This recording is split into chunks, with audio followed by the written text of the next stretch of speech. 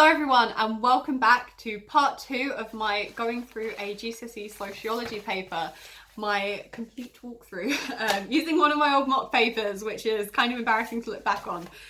So I'm going to be focusing on the short answer questions today, starting with the 1 mark questions. And the first thing I'm going to say about the 1 mark questions is make sure when you are answering the multiple choice that you colour in this little box completely, as it says at the top here, because otherwise your answer may not be counted and that's no good.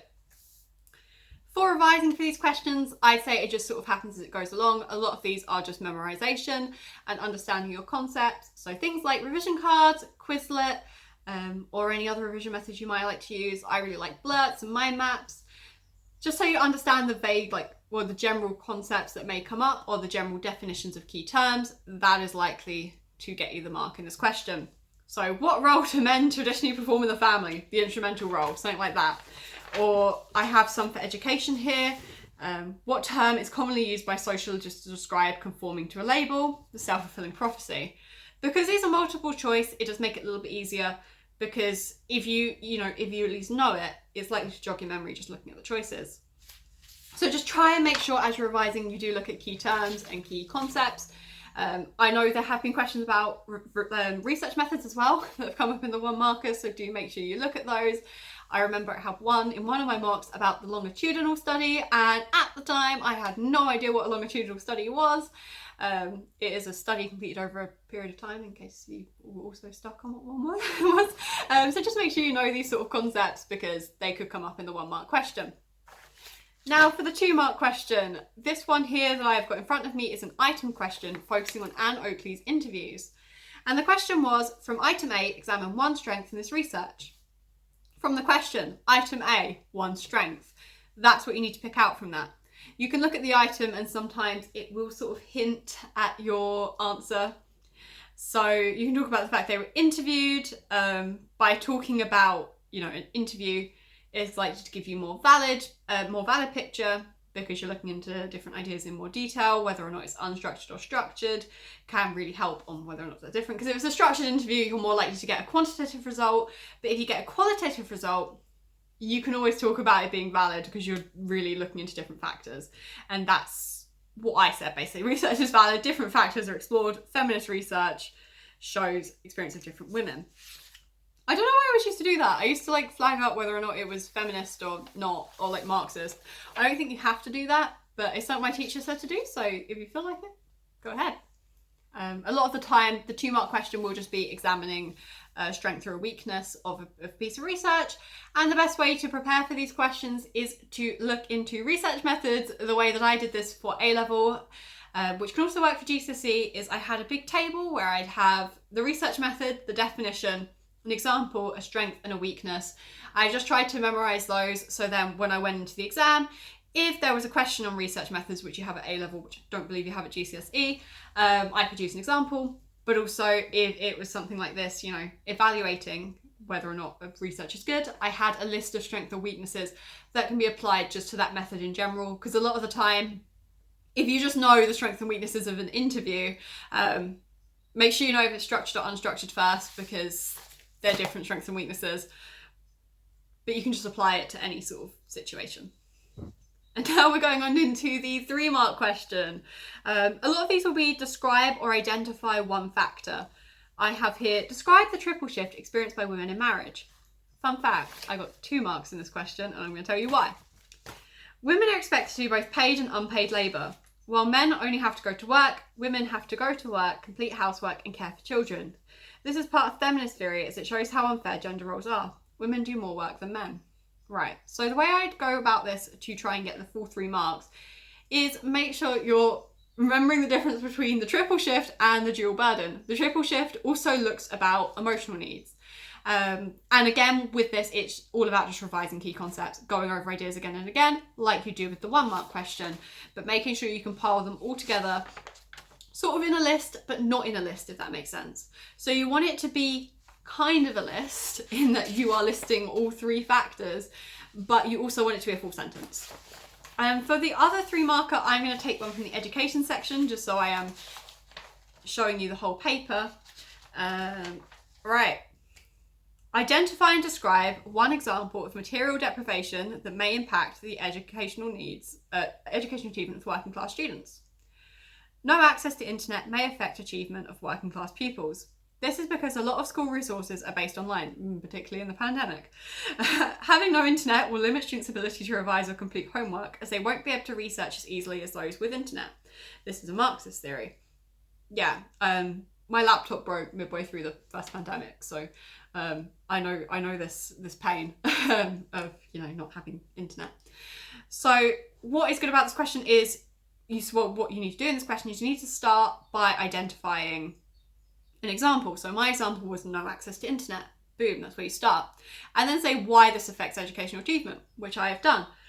Resources are online, so you can't revise as easily or complete homework because as easily as those with internet. You may have to go to the library, or you may have to do stuff in school. You can't do it as much at home. But yeah, and also mentioning it's a Marxist theory helps, but I didn't get a mark for that. Like my teacher didn't tick it, so I don't think it's necessary. The 4-mark question. These are likely to be identify and explain again. You may have one from the item, but with these identify and explain, you just need to elaborate a little bit more. Use as many key terms as possible, because a lot of the time this is where the marks come from. Identify and explain one disadvantage of using interviews to investigate the housework. Interviews are time consuming. Identify one disadvantage. Not only do you have to organise information gathered, you also need to build a relationship with the participant. This means the data cannot be collected again quickly, leading to it becoming invalid. I got a tick for that for some reason. The time-consuming nature means that data will take longer to reproduce, which means sociologists won't be able to complete other studies in the process.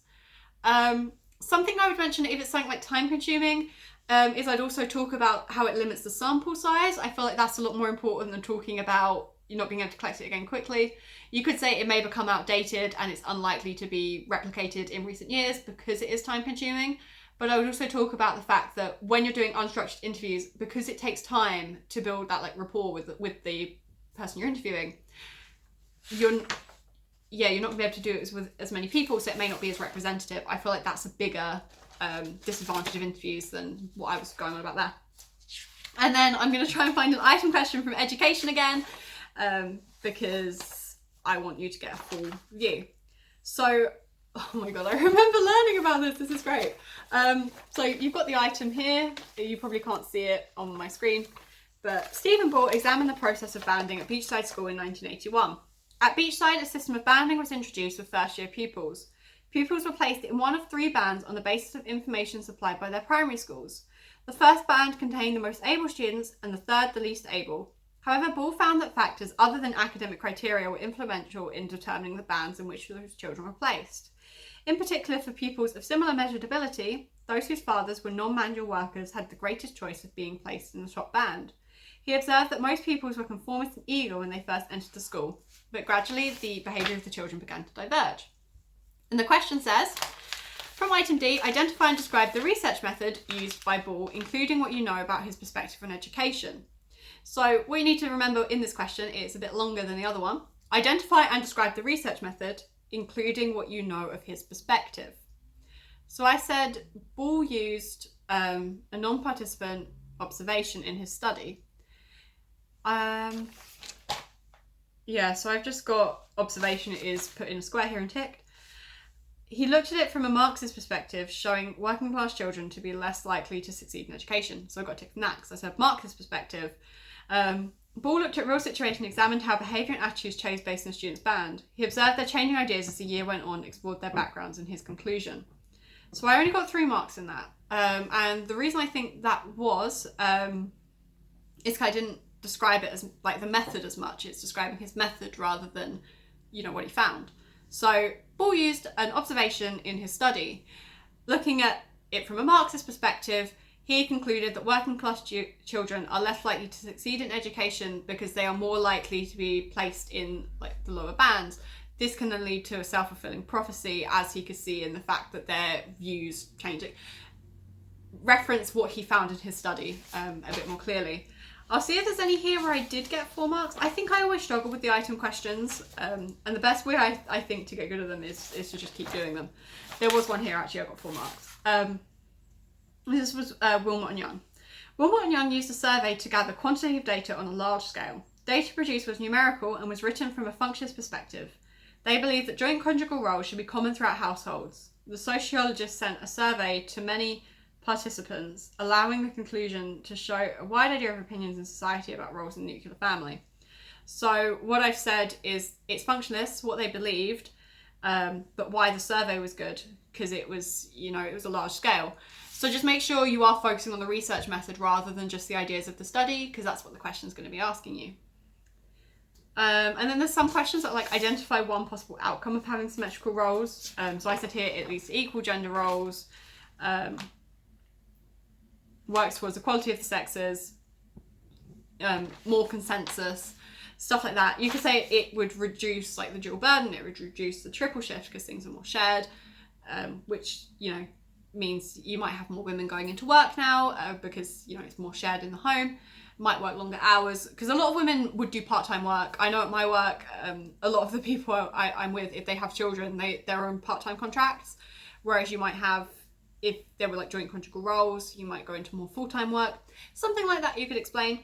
But yeah, that's basically just it for the short answer questions. I think the best way to revise for them is to just practice as many as possible, and try and give yourself a mark a minute. I know that's a lot, a mark a minute. I always struggle with that.